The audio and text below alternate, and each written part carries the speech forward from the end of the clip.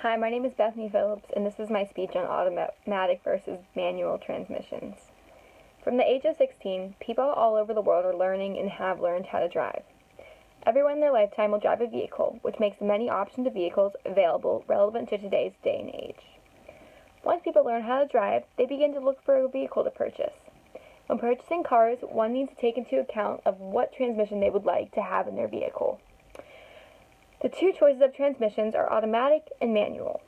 In automatic vehicles, the automatic transmission computer is responsible for changing gears, while manual transmission vehicles fully require the driver to change the gears upon his discretion. Both automatic transmissions and manual transmissions have advantages and disadvantages. When it comes to shifting patterns, there are three options. The first option is the manual transmission gear selector, which looks like this. With this, you are able to shift through gears 1 through 5 or 1 through 6, depending on which vehicle you will have. This type of shifting also comes with a clutch. So as opposed to the normal brake and gas that you have, you will also have a clutch, which you have to press down while shifting gears. So this does require more attention.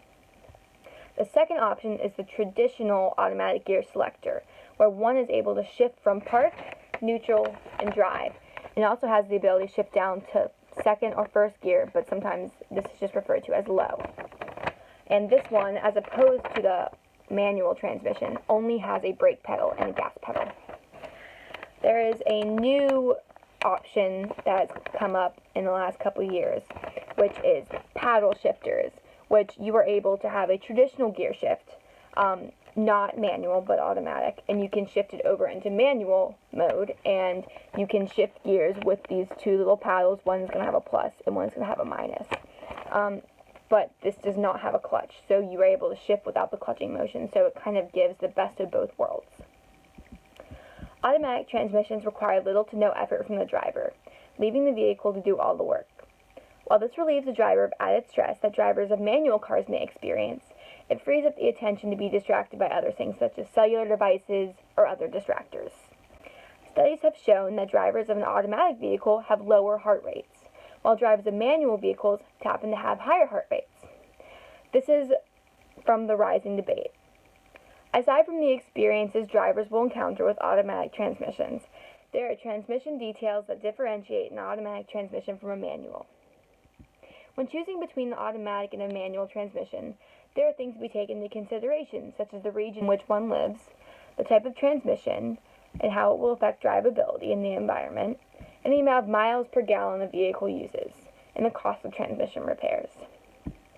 The region one lives in, such as a mountainous region or a flat region, can impact the driver's decision of what vehicle he or she may purchase. For a mountainous region, a manual will be more practical due to the lighter transmission and the shorter gear ratios that avoid any excess shifting. For flat regions, an automatic transmissions are more practical due to the longer gear ratios and decreased engine RPMs, thus increasing gas mileage and preventing extra wear on the engine. All in all, the less transmission needs to shift, the easier it is on the vehicle's components. Next, the amount of miles per gallon is a very important factor to car buyers. When automatic vehicles first hit the market, there were issues with manuals getting significantly greater miles per gallon. However, over the years, the gap between automatic miles per gallon and manual miles per gallon has shrunk. The Automotive Trading Center blog suggests that if you're getting an older car, a manual transmission will probably save you more trips to the gas station than an automatic transmission. However, now that newer cars have closed the mileage gap between automatic and manuals, it is more up to the driver's preference. Lastly, the cost of repairing an automatic transmission is significantly greater than the cost of repairing a manual transmission. This is because automatic transmissions have many more components than manual transmissions have. This requires more time for mechanics to spend on repairs, as well as for the mechanic to use special tools and equipment. Automatic transmissions are more susceptible to failure due to the large number of electrical and mechanical components within the transmission.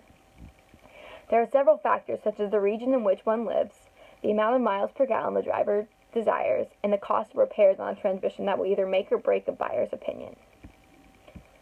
With 7 billion people in the world, the use of vehicles to commute from one area to another is continuously increasing. While manual transmissions are not as common as automatic transmissions, they offer different specifications than automatic vehicles, which some people will desire more than others.